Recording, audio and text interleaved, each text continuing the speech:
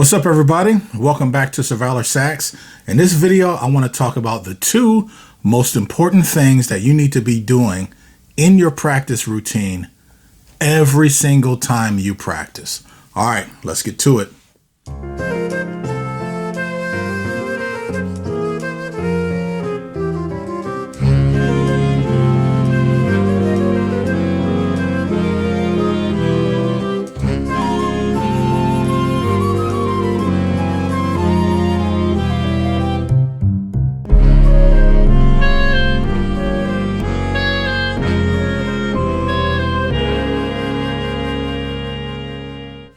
Two things you need to practice: learning songs and working on your sound. These two things should be a staple of your practice routine every time you put the horn to your face, or your hands to the keys, or your fingers to the fretboard. Every single time you should be working on both of these. These are inseparable. So let's say, man, I want to work on my scales. I haven't worked on my harmonic minor scales. Find a song that has harmonic minor in it. So that way you are always applying what you've learned from your practice routine. Makes sense, doesn't it? So I've recently been working on giant steps. I've been going back and forth through giant steps and doing a quick little analyzation of it, just to give myself a better outlook now that I'm older and I feel much more comfortable playing it.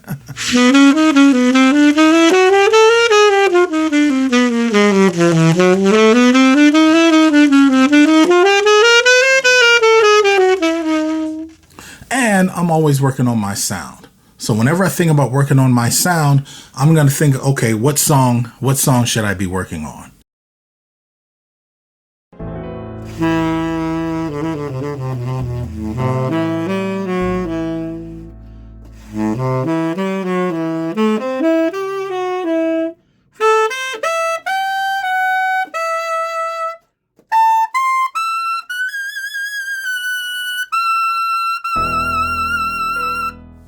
One of my favorite things to do is to just go on YouTube, go to the music area, and just click on whatever song comes up. I don't care if it's country, rap music, instrumental music. It doesn't matter what it is. I just want something that I've never heard before, and I want to try and figure stuff out. Number one, I want to figure out what the bass is doing. This is going to give me an idea of what the chord changes are.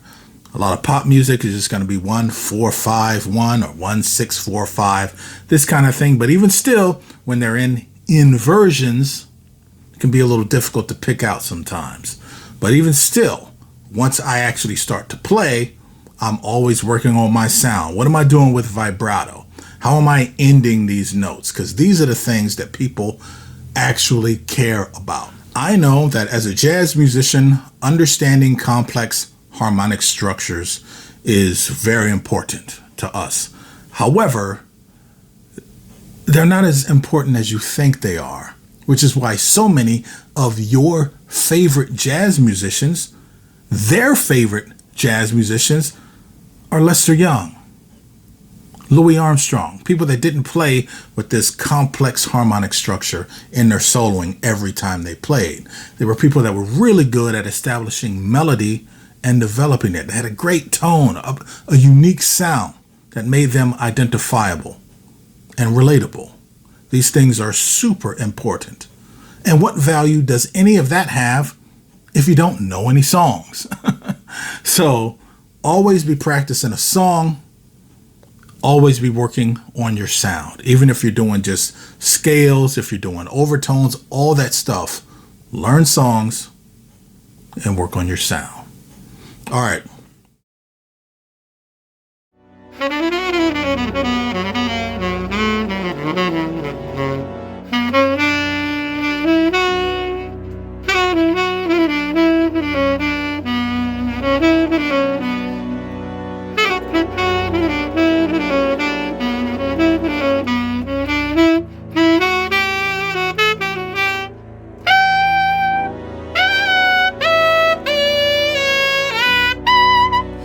found a little blast from the past. These are definitely from the 1990s. Now, I'm from Ohio. I do live in Ohio now.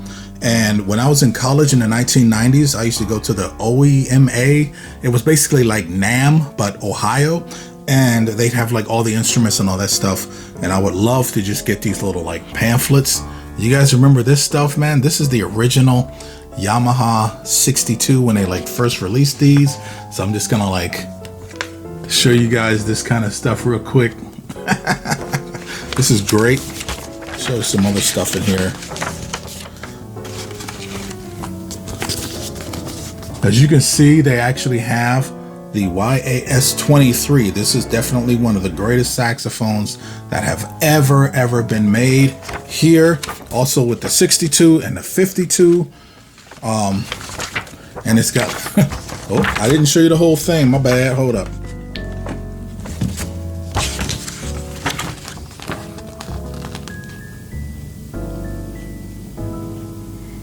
You can see we got the 23, the 52, and the 62. And I went to pretty much Selmer School. It was Bowling Green. Dr. John Sampin was a Selmer endorser. And we also had Eugene Russo come through, who was a Yamaha endorser. And I thought that it was fantastic to actually hear like a different concept of the core sound of a saxophone from Yamaha and from Selmer. I really got a kick out of that. But also back in 1990, whatever, I ran across to this thing that I picked up. And this is the Kyleworth one. And I definitely want to show you this. It has all this information in here. It's really cool.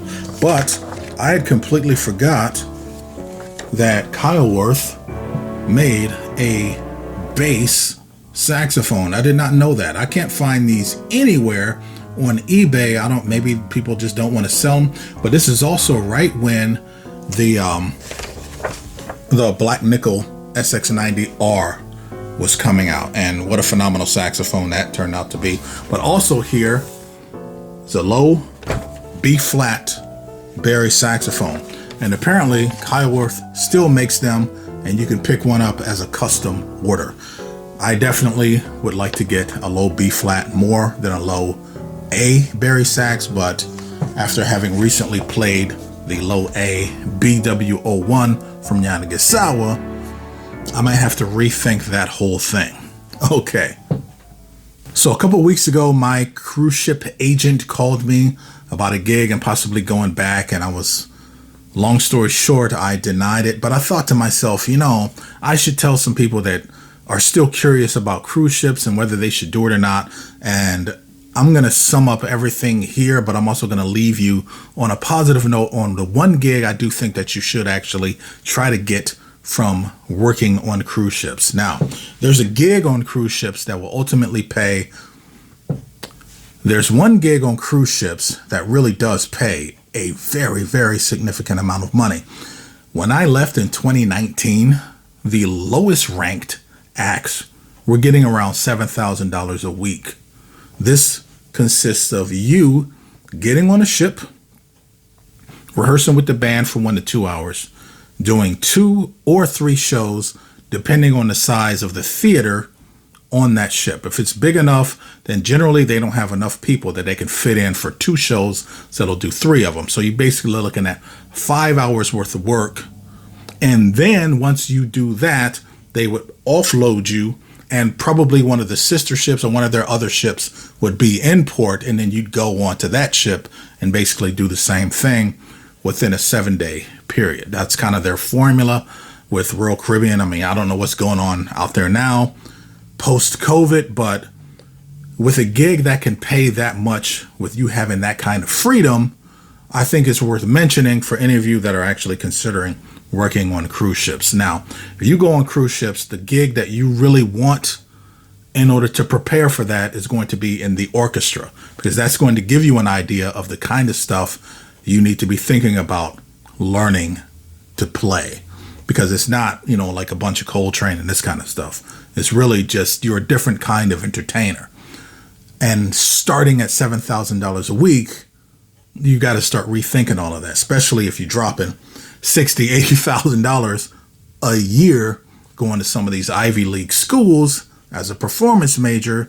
you need to be thinking about how you're going to pay all that stuff off. So a couple of years as a sideman in a cruise ship orchestra is enough for you to learn how to basically build charisma and basically how to run a show for 45 to 50 minutes. And you need to have two of those.